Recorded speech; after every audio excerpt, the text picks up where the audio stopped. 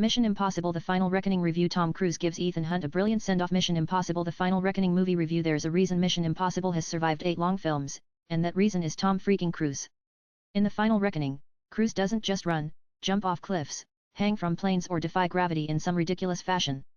This time, he bleeds, he reflects, he aches, and does he go out in style. The Final Reckoning is many things from explosive to emotional, and sometimes flayed-out bunkers, but above all, it's a love letter to the legend of Ethan Hunt and the cinematic legacy that Cruise has built over nearly 3 decades. Directed by Christopher McQuarrie, the 8th and final installment doesn't just wrap things up but launches them off a cliff literally and lands them squarely in our adrenaline-fueled hearts.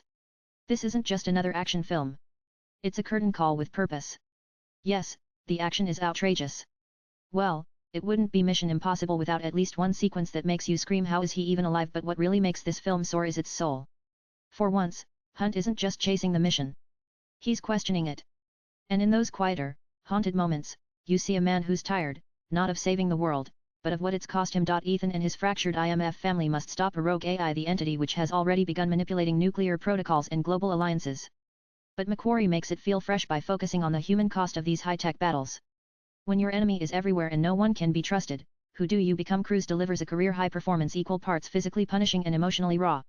There's a vulnerability here we rarely see in action stars. He's not just a man on a mission anymore, he's a man on the verge.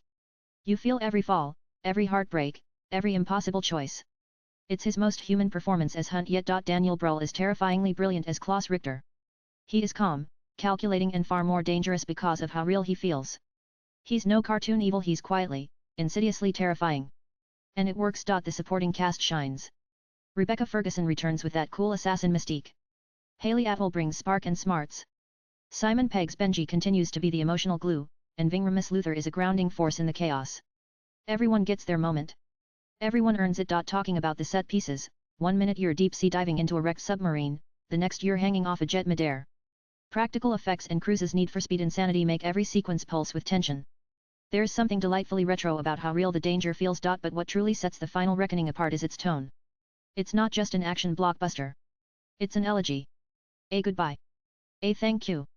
And somehow, despite all the chaos, it's also a reckoning with legacy, with sacrifice, with what it really means to be a hero when the world keeps moving the goalpost. The Final Reckoning is the most fitting, hair-tracing, gut-wrenching finale Ethan Hunt could have asked for. If this really is the last mission, then hats off, Mr. Cruise. You didn't just complete it. You aced it. Latest blogs.